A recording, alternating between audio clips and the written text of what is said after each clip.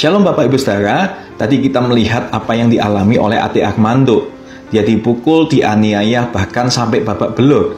Dan kita tahu yang melakukannya adalah orang-orang yang satu agama dengan dia. Kenapa? Walaupun satu agama, tapi dia melakukan penganiayaan terhadap Ade Armando. Itu oleh karena adanya fanatisme. Nah, kita mau lihat apa yang dimaksud dengan fanatisme. Fanatisme merupakan kata yang berasal dari bahasa Latin fanaticus yang memiliki arti amarah atau gangguan jiwa. Nah, hal tersebut bisa terjadi oleh karena amarah yang terdapat dari seseorang yang fanatisme itu adalah luapan karena memiliki paham yang berbeda dengan orang lain. Nah, fanatisme itu juga paham atau perilaku yang menunjukkan ketertarikan terhadap sesuatu secara berlebihan.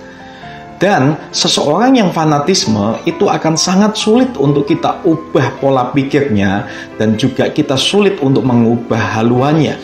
Bisa dikatakan seseorang yang fanatik memiliki standar yang ketat dalam pola pikirnya dan cenderung tidak mau mendengarkan opini maupun pendapat yang dianggapnya itu bertentangan dengan dia. Nah, mereka sendiri tidak bisa berpikir secara logis dan rasional. Juga sulit untuk mengevaluasi terhadap pemikiran mereka sendiri. Tapi kalau kita ketahui, ternyata di dalam kekristenan sendiri ada banyak juga fanatisme-fanatisme yang ada. Salah satunya adalah fanatisme terhadap gerejanya sendiri. Nah, fanatisme gereja itu seringkali ada di dalam yang namanya kekristenan. Nah, ciri-cirinya adalah yang pertama, fanatisme gereja itu akan menjadikan anggota jemaatnya itu menutup diri dengan hubungannya dari gereja yang lain. Yang kedua, mereka merasa lebih hebat dari kelompok gereja lain dan merendahkan gereja lain sampai ada seseorang yang sangat fanatisme terhadap merek gerejanya. Dia mengatakan di semua kota dan di semua negara harus ada gereja merek gerejanya. Karena dia menganggap bahwa merek gerejanya itu yang diurapi, tidak seperti gereja yang lain. Dan yang ketiga, cirinya adalah mereka punya pandangan sempit, menganggap dirinya paling benar karena tidak punya wawasan di dunia luar, atau biasanya karena mereka itu seperti katak dalam tempurung. Makanya mereka itu punya pandangan yang sempit. Cuma mereka punya pandangan tentang diri mereka sendiri saja. Nah, yang keempat, anggota fanatisme gereja itu sulit untuk keluar dari organisasi gerejanya. Karena selain di doktrin yang kuat, itu juga karena jika mereka keluar, mereka akan dimusuhi bahkan sampai diancam. Lalu yang kelima, orang fanatisme gereja itu secara tidak sadar akan didoktrin untuk membenci orang yang sudah tidak satu paham atau yang keluar dari gerejanya. Dan itu yang menyebabkan bahkan beberapa orang itu menjauhi beberapa teman-teman yang walaupun masih tetap satu iman.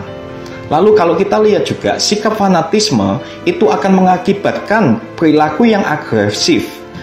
Fanatisme membuat seseorang tidak bisa mengontrol diri atau sikapnya terhadap orang lain.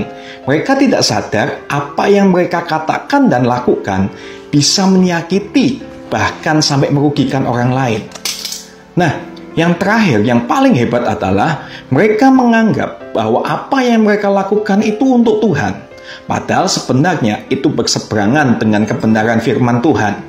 Karena pemahaman yang mereka pakai adalah dengan cara pengertian yang salah.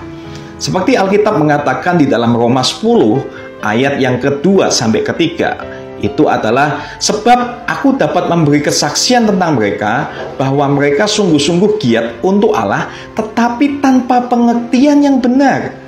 Sebab oleh karena mereka tidak mengenal kebenaran Allah dan oleh karena mereka berusaha untuk mendirikan kebenaran mereka sendiri, maka mereka tidak takluk kepada kebenaran Allah.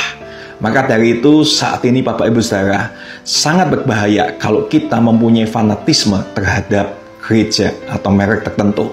Yang harus kita lakukan adalah kita harus tahu tentang kebenaran firman Allah.